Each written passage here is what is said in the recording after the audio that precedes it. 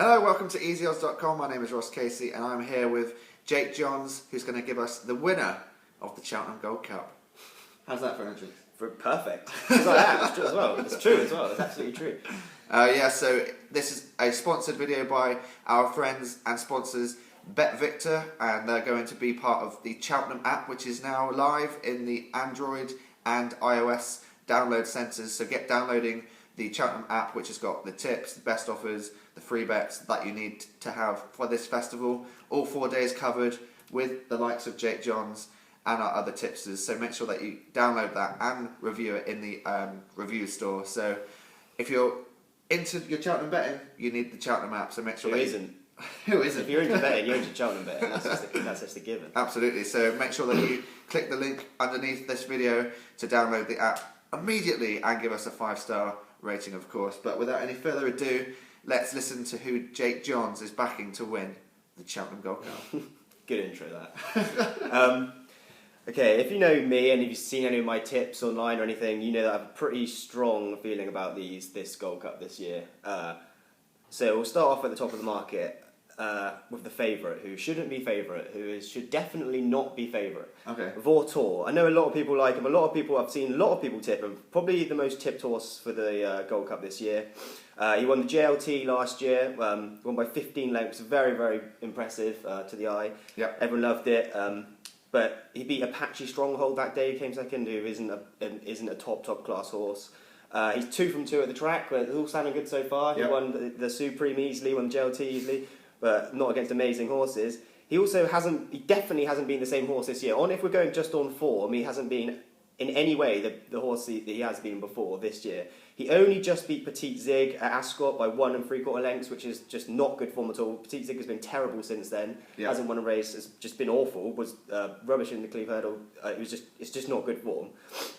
And then, to be fair, Willie Mullins wasn't in great form that day. At that point, his horses always get better towards Cheltenham time, but some of his horses were still running well. Well, Min ran well around then. Duvan. So the top, he's meant to be a superstar, and those two superstar horses still ran well, and he didn't. So, and he only just won. And then he stepped up to 3 miles for the first time in the King George, and he didn't stay. So many people are telling me, oh no, he clearly stayed. If he'd stayed, he would have won. He was paddling water at the end, and he got overtaken by Q Card, who was just staying better than him on the day. He's a better stayer. Kempton is a flat track, and it's 3 miles. The Gold Cup is 2.5 furlongs longer. Cheltenham is a much harder track to gallop on. It's really galloping, really big hill at the end. Kempton's completely flat. It's 3 miles. It was on good to soft.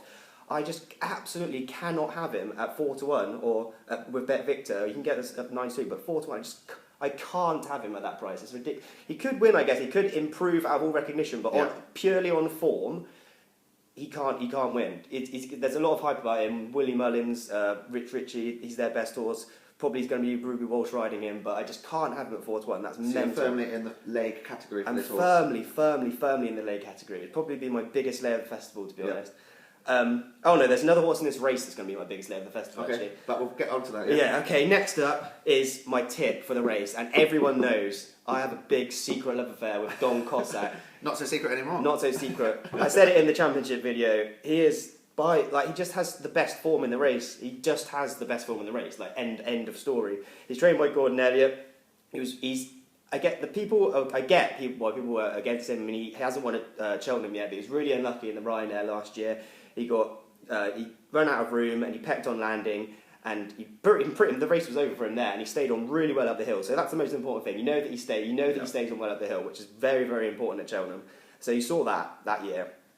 He couldn't have been more in his next 2 runs in that season. He then beat Q Card, who's in this race, who won the King George and the Betfair by 26 lengths at Aintree on good ground as well, which is probably going to get at Cheltenham. He then beat, in the Punchestown Gold Cup, he then beat Jackadam and Road to Riches, 2nd and 3rd in the Gold Cup by absolutely miles. Easily beat them comfortably. That was, to be honest, that race was probably the most impressive race I've seen of the year, that Punchestown Gold Cup win. Because he just destroyed them. I mean, they've all 3 of them have had hard races at Cheltenham. It wasn't just Jackadam and Road to Riches that had races. He had a hard race in the Ryanair. Maybe it's not up to the same form, but he still had a hard race, and it seems still the same amount of time that they had in between each races. this year, hasn't been as impressive visually, but in the King George, absolutely everything went wrong for him. He got bustled out of a position by Q Card. He had to go around the outside. He was on and off the bridle. He didn't jump very well, and he was still going to win. He fell at the second last, and he was still going to win. He just got past Q Card. Q Card was the eventual winner, and he was just stayed on past Q Card. You know he stays on really well over this distance. He just stayed on past Q Card, and he fell, and in my opinion, he would have won that day. Okay. And if he won that day, he would be favourite today. So is there questions on the jumping? Yeah, there is questions. People worry about him being when he's there's a lot of horses around him. He might not like it when he's jumping. But like I said, I can't. If he stays up, I think if he stays up, he'll win. The jumping is the very only thing that I'm slightly worried about. But he's only fallen twice in his career, and I just think if he stays up, he wins. In his last race. So basically, for this bet, also look out for faller. Insurance. Yeah. That's a really good idea, actually. I don't know what the prices are for full insurance, but if you can get that, that's a very, very good idea, because you probably...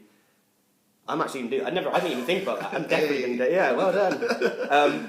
In his most recent race, he raced pretty lazily after the King George when he fell. It wasn't visually impressive. He was on and off the bridle. It wasn't a great race, but... People was for some reason his price just lengthened after that. He still won by 9.5 lengths. It wasn't like not bad. It wasn't too bad. It wasn't visually impressive. He started to race lazily, but even so, I mean, he could just become a really downstairs run. People downstairs run like that quite a lot. So I think. What's his best price with Bet Victor? His best price with Bet Victor is 4-1 at the moment. Joint favourite with Vautour, but that's mental. We've already crossed him out. He'll probably win that one. The thing is with Vautour, like there's just so many unknowns that I just don't know about, and with Don Cossack, he's already beaten a lot of these horses in the field, and Vautour hasn't. So I don't know what else I can say. Jacadam, next up in the betting at around 5-1 with Bet Victor.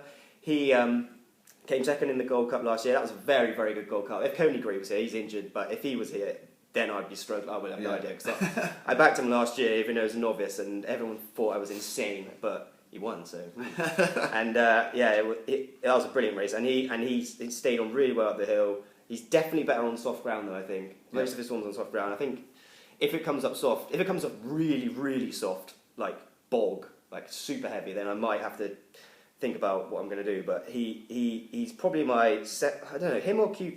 Anyway, I'll go on to Q Card later, but he was second in the Gold Cup, but he's already been beaten by Don Cossack in the Punchestown Gold Cup, like I said before. He could have improved his end. He fell last time at Cheltenham, which is a bit worrying. But the market overreacted because he was favourite before that, and now he's out to third favourite. He was running really well that day before he fell. He got quite a bad cut, I think, but as long as he recovers fully, he's got a chance, I think. Okay. Next up, we've got Q Card at 6-1.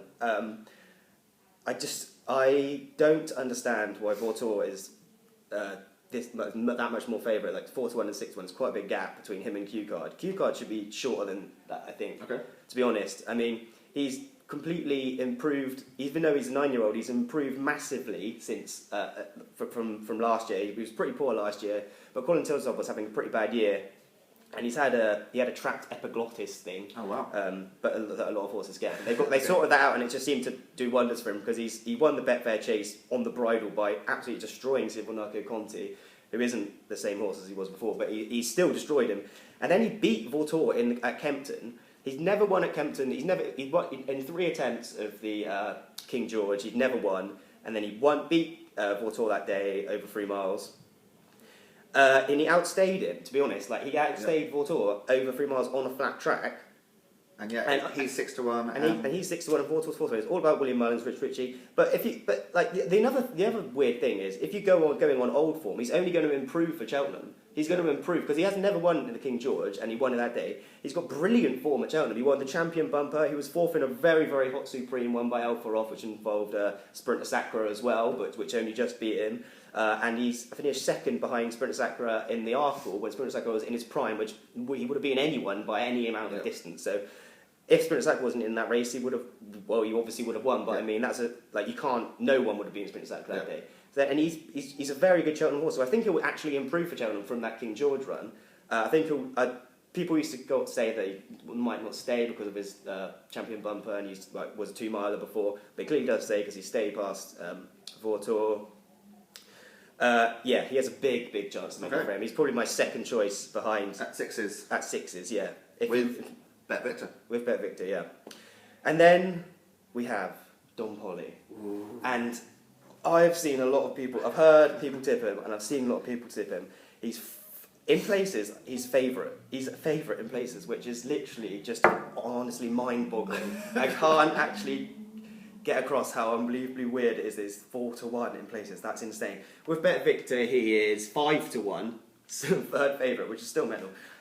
He just beat Many Clouds in his first run of the season, and Many Clouds has gone on to get hammered by Smad Place last time at Cheltenham. He also just beat First Lieutenant in the Lexus over Christmas, where First Lieutenant was staying on.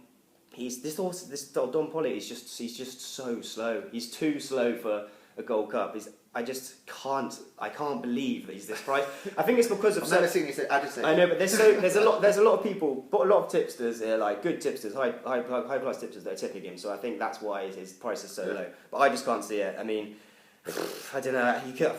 I can't have that. I'm going to have an opinion here, and I'm just going to say that I don't think he's going to win. He won the RSA last year, which was probably his most impressive one. People kind of say that's probably his visually most impressive run. But he beat a horse called Southfield Theatre, trained by Paul Nichols, who later on found to have a very serious injury that he was running with in the race that came second. Third was Wounded Warrior that day, okay?